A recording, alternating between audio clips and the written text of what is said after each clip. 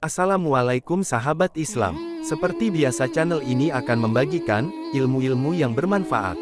Kemunculan Dajjal di muka bumi merupakan salah satu tanda-tanda datangnya hari kiamat atau hari berakhirnya kehidupan di dunia. Hal ini diterangkan dalam salah satu sabda Rasulullah Shallallahu Alaihi Wasallam, yang artinya tidak ada satupun makhluk sejak Adam diciptakan hingga terjadinya kiamat yang fitnahnya lebih besar dari Dajjal. Hadis Muslim. Siapakah Dajjal? Oke, sebelum lanjut jangan lupa like, komen, subscribe dan klik tombol notifikasinya supaya channel ini terus membagikan ilmu-ilmu yang bermanfaat. Dajjal ialah seorang manusia yang telah ditangguhkan ajalnya. Dia diberi kelebihan oleh Allah untuk menguji keimanan manusia.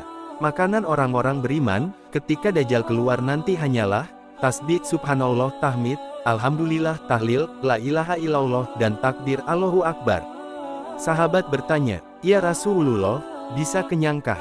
Tidak, manusia akhir zaman berzikir hanya sebagai cara untuk terus bersabar dengan lapar. Kita akan selalu berpuasa sunnah.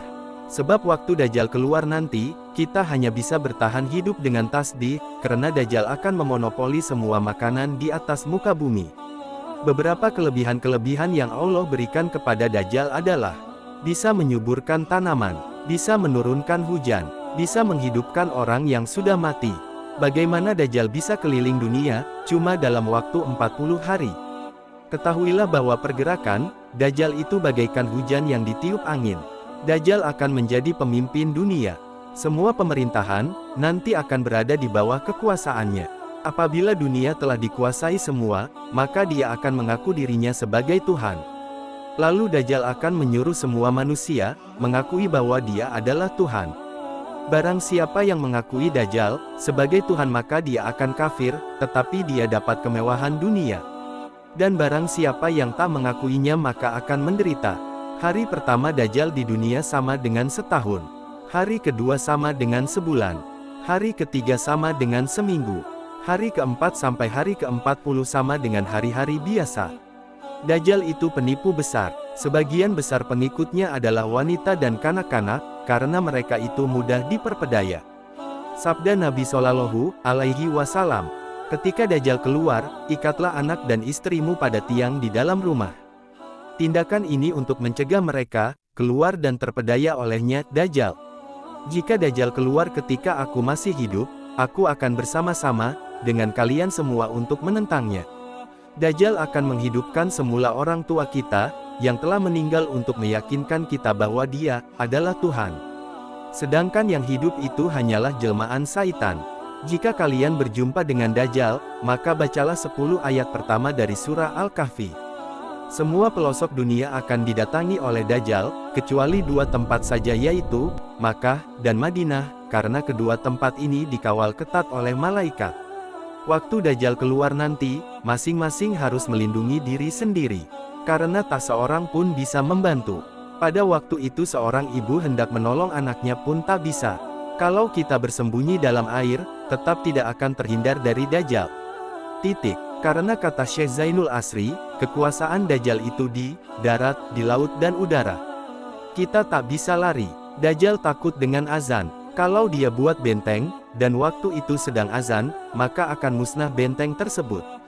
Dajjal akan buta matanya dan akan muncul tulisan kafara, kafir di dahinya setelah dia mengaku bahwa dialah Tuhan. Dajjal akan keluar membawa neraka dan surga.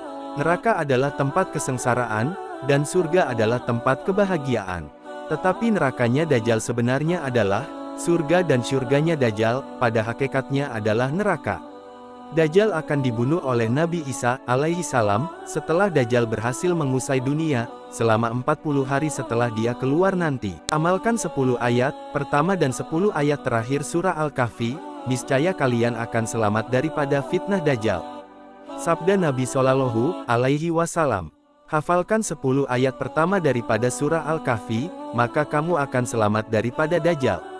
Yang paling aku takutkan melanda umatku pada akhir zaman ialah huru-hara yang dibawa oleh Dajjal.